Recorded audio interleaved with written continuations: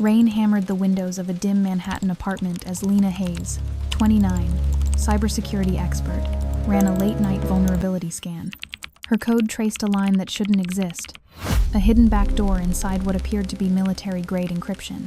Then she heard them. Two men speaking about a $20 million shipment arriving at Pier 47. She hit record and accidentally whispered one word: impossible. The line went dead. Seconds later, a deep voice cut through the static. Who's on this channel? Moments later, that same voice cold, commanding called her phone directly. Lena Hayes. Cancel everything. We're coming. The cursor blinked at me like an accusation. I'd been staring at the same encryption pattern for 3 hours, rain streaking the windows of my studio apartment in Hell's Kitchen. The Aegis Systems vulnerability assessment wasn't due until Friday, but sleep had become optional somewhere around my 27th birthday. 2 years of climbing the corporate ladder as a security analyst, 2 years of proving I belonged in rooms where men twice my age assumed I was taking notes. The coffee had gone cold. I reached for it anyway. That's when the signal appeared. Not in the test environment, in the production network. A thread of unencrypted data flowing through what should have been a fortress. My fingers moved before my brain caught up, tracing the pathway back to its source. Layer after layer peeled away until I found it a back door so elegantly hidden that even our senior architects had missed it during the last 3 audits. Someone had built a ghost door into Aegis Systems' most secure infrastructure. I should have logged it, filed a ticket, followed protocol.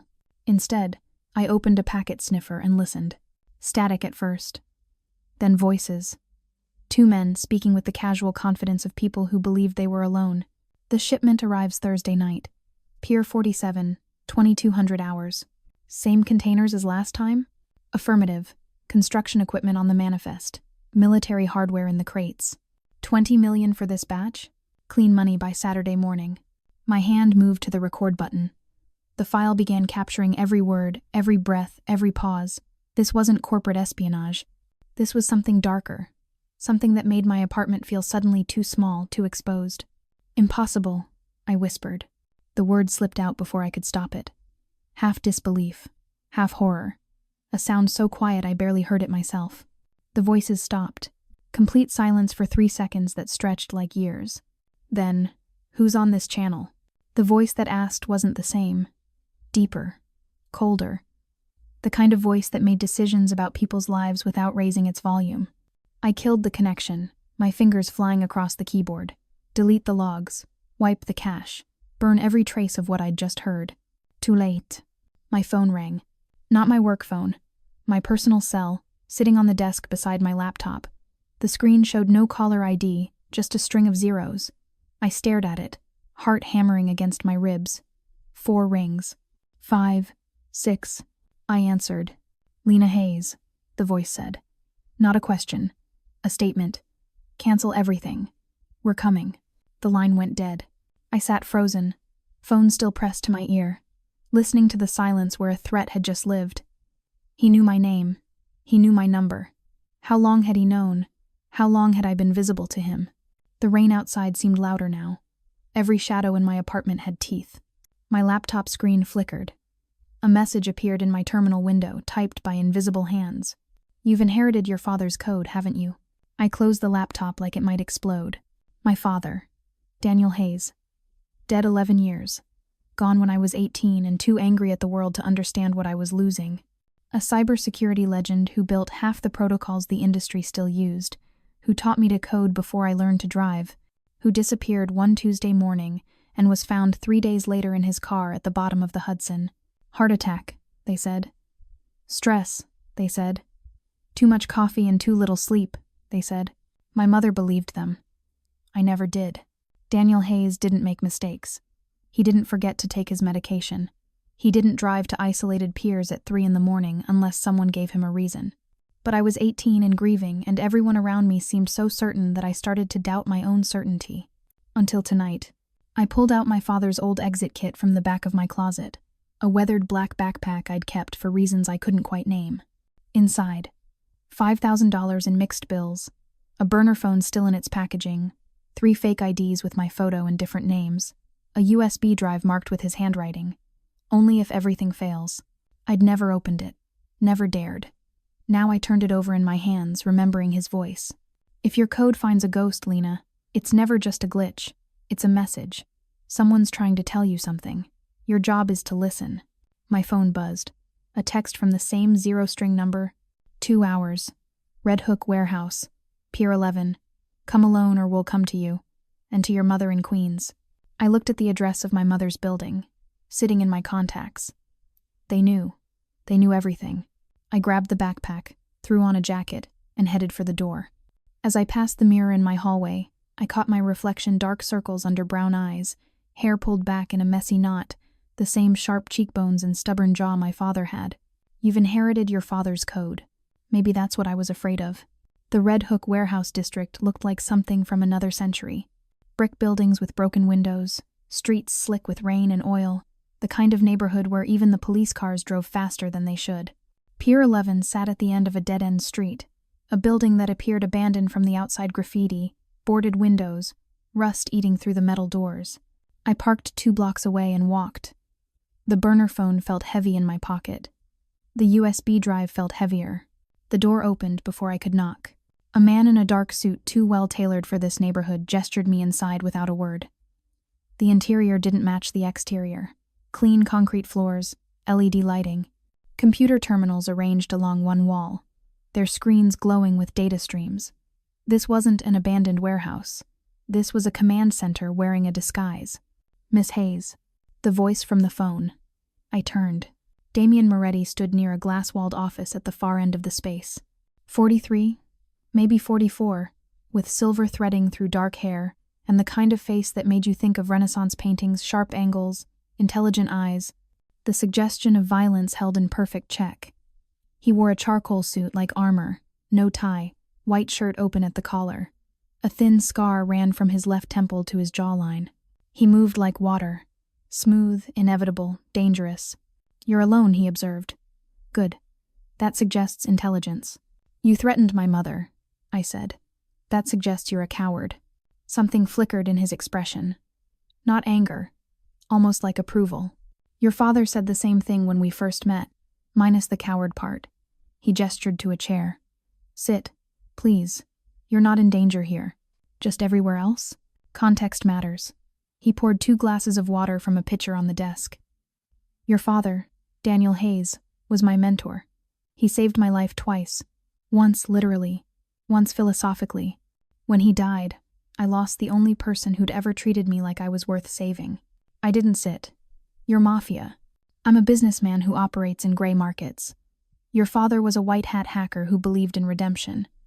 We were an unlikely pair. He pushed 1 glass toward me. But we built something together. An investigation into a network that infected both our worlds.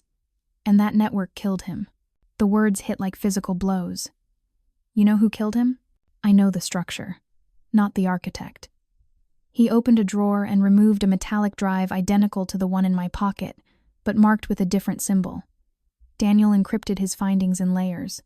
This drive contains his final investigation, transaction trails, intercepted communications, evidence of an operation that spans continents, but it's locked with an algorithm only he understood. And you. He held it out. I didn't take it immediately. Why now? Why 11 years later? Because the architect is moving again. Bigger operation. More risk. And because you triggered an alarm tonight when you found that back door. You're visible now. The only question is whether you're prey or whether you're your father's daughter. I took the drive. It felt cold in my palm.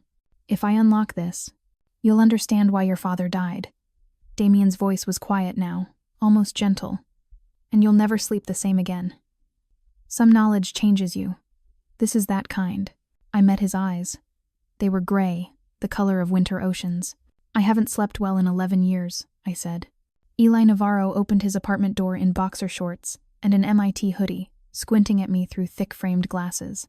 Lena, it's 3 a.m. I need your setup. And your silence. He looked at my face. Whatever he saw there made him step aside. Come in.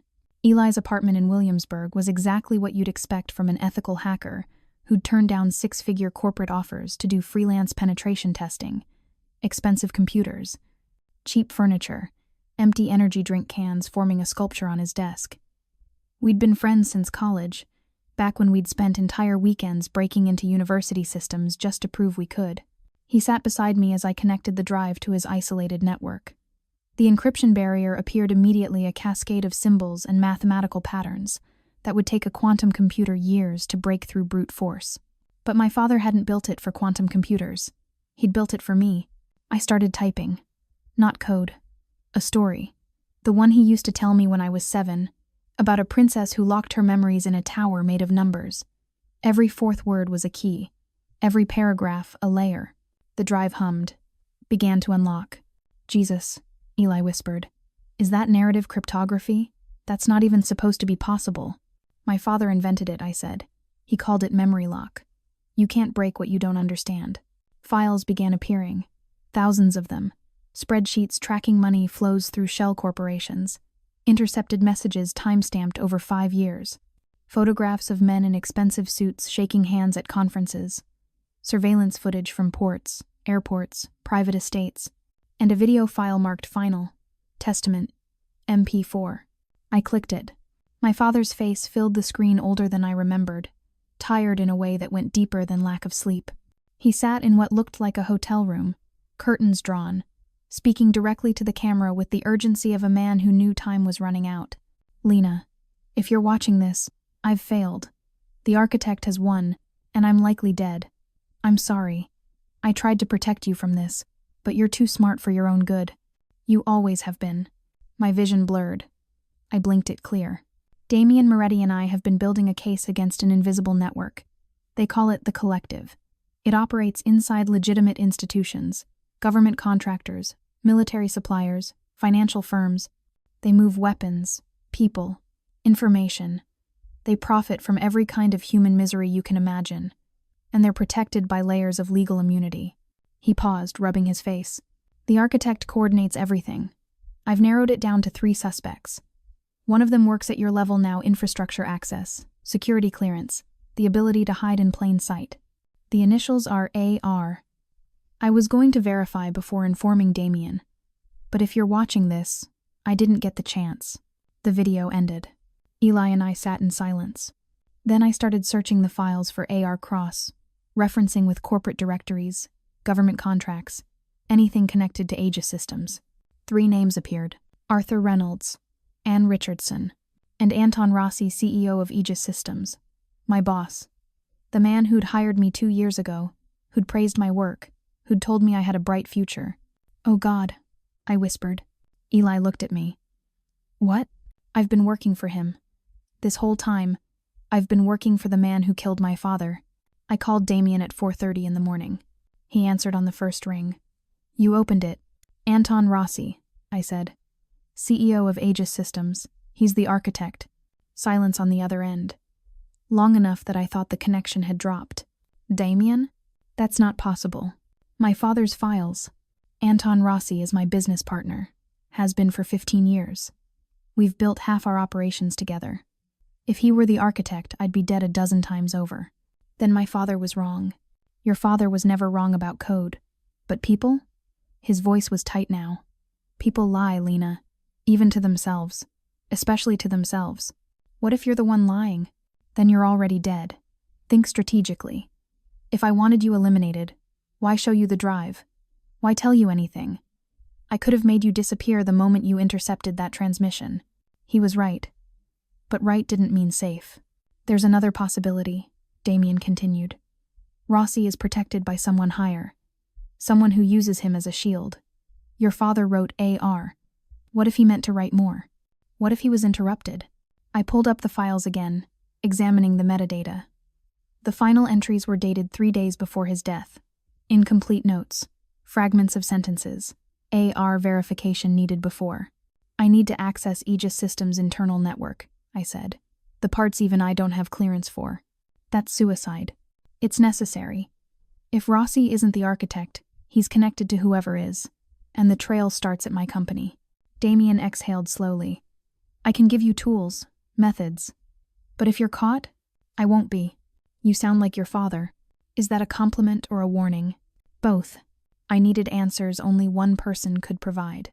My mother, Claire Hayes, lived in a small apartment in Astoria, Queens. The building was rent-controlled, built in the 70s, with hallways that smelled like cooking oil and decades of other people's lives. She'd moved there after my father died, downsizing from the house in New Jersey where I'd grown up, saying she didn't need all that space anymore. I showed up at 7 in the morning with coffee and bagels. She opened the door in her bathrobe, gray hair falling loose around her shoulders. At 56, she looked older than she should, the kind of aging that happens from the inside out, grief working its way through the body like rust. "Lena," she pulled me into a hug that felt desperate. "You never visit this early unless something's wrong." We sat at her small kitchen table, the same Formica table from my childhood, scarred with years of use. Morning light filtered through thin curtains, turning everything pale yellow. "I need to ask you about Dad," I said. Her expression closed immediately. "Honey, we've been through this." "No, we haven't. You've given me the sanitized version, the one where he died of natural causes and we all learned to live with it. I need the truth." "You were 18. You didn't need." "I'm 29 now, Mom. And someone called me 2 nights ago. Someone who knew Dad. Someone who knows how he really died." The coffee cup trembled in her hands. She set it down carefully. "His last 3 weeks," I pressed. "Tell me." She looked out the window for a long time. When she spoke, her voice was barely audible. "He was paranoid. Not sleeping. He'd installed extra locks on all the doors, cameras in the driveway. He kept his laptop with him everywhere, even in the shower wrapped in plastic, sitting on the bathroom counter. I thought he was having a breakdown. Did he say why?" "He said there were people watching, that he'd found something he couldn't unfind." She met my eyes. "He said if anything happened to him, I should take you and disappear. Change our names. Move somewhere far away. But I couldn't do that to you. You were about to start college. You had your whole life planned." "Mom, a man came to the house, a week before your father died. Tall, 60s, Russian accent. Very polite, very cold. He asked to speak to Daniel privately. They went into his office for 20 minutes. When the man left, your father looked like he'd seen a ghost." My pulse hammered. "Do you remember his name?" "Victor something. Victor Volkov, I think." The name detonated in my chest. Victor Volkov, co-founder and CTO of Aegis Systems. The man who'd given the eulogy at my father's funeral, talking about what a brilliant colleague Daniel had been. The man who'd looked me in the eye at the reception and told me I could call him anytime I needed anything. Did Dad say what they talked about? No. But that night I heard him talking in his sleep. He kept repeating one phrase, "The architect is watching. The architect is watching." She gripped my hand. "Whatever you're getting into, Lena, stop. Some men don't exist on paper. You can't fight what you can't see." "Dad tried," I said quietly, "and they killed him for it. And I won't lose you too." But we both knew I was already gone, already committed, already following the trail my father had burned into the darkness. Damien called me that afternoon with a plan that sounded like suicide. "Thursday night, Pier 47. The architect is overseeing a shipment personally, first time in 5 years they've broken protocol. We'll have federal agents positioned, but we need authentication on the ground. Someone who can verify the data in real time, prove the connection between the cargo and the financial trails. You want me to walk into a criminal operation? I want you to walk in as an Aegis Systems consultant. Legitimate cover.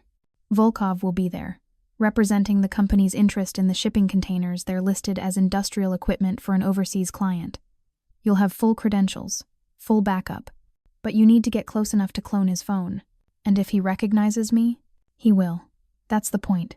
You're Daniel Hayes' daughter, working for his company, showing up at his operation. He'll have to react, and his reaction will tell us everything." I closed my eyes, thinking it through. This isn't just about catching him. You want to force the architect out of hiding. Your father spent 5 years building a case that could survive in court, evidence that couldn't be dismissed or sealed, but he died before he could deploy it. Now we have his files, we have his daughter, and we have one chance to make everything visible. If we fail, we don't get another chance. No, we don't. I looked at my reflection in the dark laptop screen, saw my father's face in mine. "Did you love him?" I asked quietly. "Or did you just use him?" Damien was silent for a long moment. "Both," he said finally. "He taught me what conscience felt like, then died for having one. I've been trying to deserve his friendship ever since. This is how I do that." The line went quiet. I could hear rain starting again outside my window. "Thursday night," I said. "I'll be there." Night fell over the Hudson River like a curtain made of smoke. I arrived at Pier 47 at 9:40, dressed in business casual with an Aegis Systems lanyard and a tablet loaded with legitimate shipping manifests.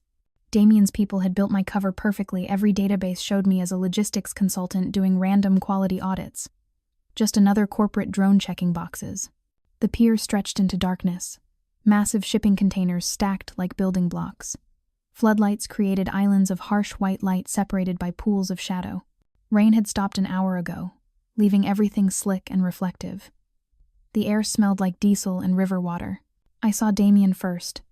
He stood near a black SUV with another man I didn't recognize, late 30s, military bearing, probably former special forces. They didn't acknowledge me as I walked past toward the main cargo area. That's where I found him. Viktor Volkov stood beside an open container, reviewing paperwork with two men in dock worker uniforms. Even at 63, he moved with precise efficiency, every gesture economical, every expression controlled, tall, thin, with steel gray hair, and the kind of face that gave nothing away. He looked up as I approached. Recognition flickered in his pale eyes. Then something else. Calculation. "Miss Hayes," he said, his Russian accent turning my name into something foreign.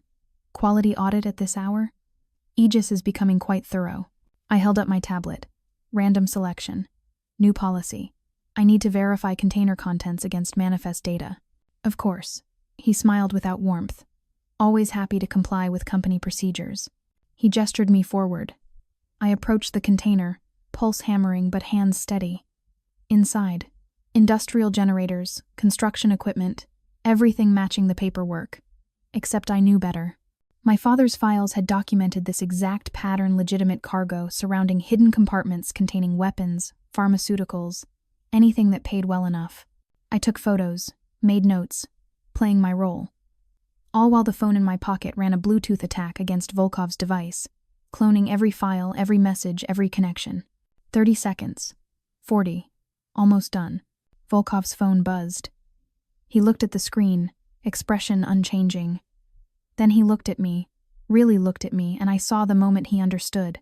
"Ah," he murmured, voice soft as falling ash. "Daniel's daughter. Not just an auditor. You have his eyes, you know. Same expression he had the last time I saw him." Right before his heart gave out, the words landed like punches. "Tragic," Volkov continued. "What stress can do to the human body. Your father was brilliant, but he forgot an important principle. Some systems are meant to remain closed. Opening them destroys everything." My phone buzzed in my pocket. Clone complete. Then the world exploded. Flashbangs erupted across the pure white light, concussive sound. Federal agents in tactical gear swarmed from everywhere at once, voices shouting commands. Damien's people engaged, providing cover. Return fire sparked in the darkness. Volkov moved impossibly fast, already running toward a boat moored at the pier's edge. I ran after him. Stupid, reckless, necessary. Behind me, Damien's voice shouted my name, but I was already committed, already following the ghost of my father through the smoke and chaos. I found Volkov on the upper deck, standing at the railing with a gun in his hand. Not pointed at me, pointed at nothing, just held loosely, like it was a natural part of his anatomy. "You're fast," he said without turning. Like Daniel. He was always faster than he should have been, considering he spent his life sitting at computers. I stopped 10 feet away, breathing hard. "You killed him." "I killed a security vulnerability." He turned now, and in the sodium lights from below, his face looked ancient. "Your father understood systems, Miss Hayes. But he didn't understand people. He thought he could expose corruption without consequences.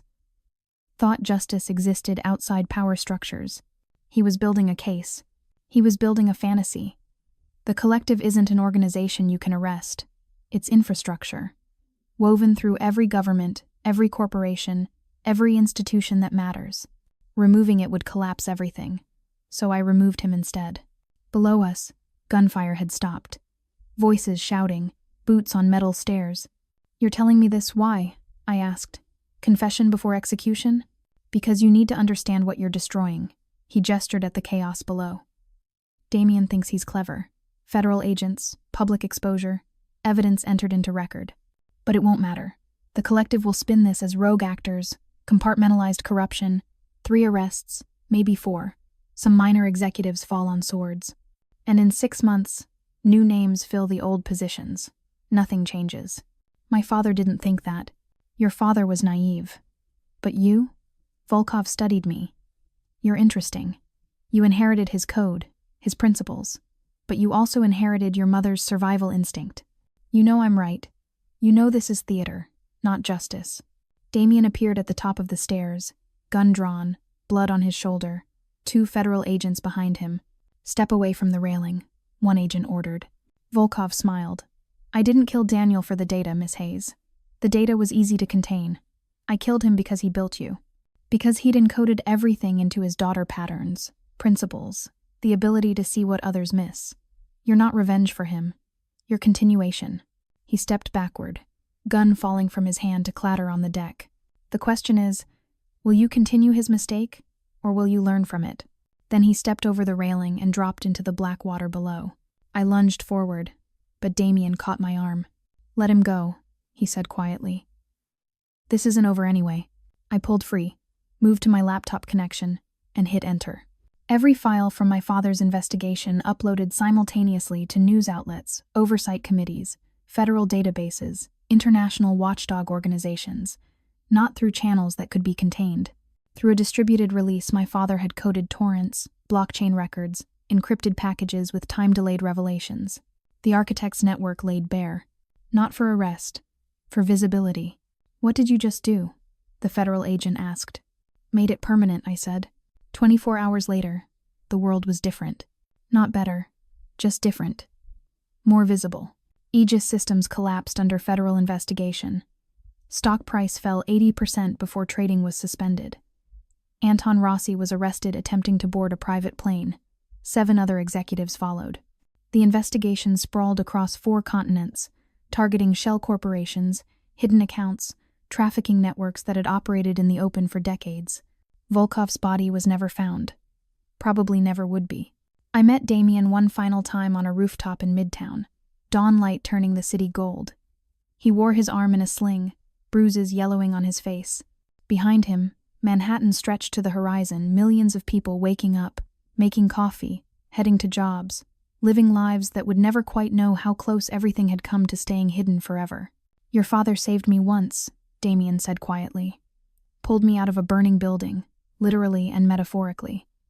Now you've saved both of us. Different method, same principle. Did we, though? I asked. Volkov was right. The collective won't die. New names, same structure. No, but it's visible now. And visible corruption is vulnerable corruption. You've given people the chance to see. What they do with that chance. He shrugged. That's democracy. Messy, imperfect, but the only system we have. He handed me an envelope. Inside, a cashier's check for $200,000. Daniel's share of our operations, plus interest. He never touched any of it, wanted clean hands. It's yours now. I almost gave it back. Almost. I can offer you protection, Damien continued. New identity, new location. The collective will come for you eventually. Let them. I folded the envelope into my jacket. I don't need saving. I just need the truth. He nodded slowly, understanding in his gray eyes. You're his daughter. Yeah, I am. He turned to leave, then paused. One more thing. The video file your father left there was a second part, hidden in the metadata. He wanted you to find it after everything else. He handed me a USB drive and walked away. I opened the second video alone, in my apartment, as rain started falling again outside. My father's face appeared, but younger this time. Recorded years before his death, back when I was still in high school. Before he knew what he'd found, before he understood what it would cost. Lena, if you're watching this, you've walked through fire.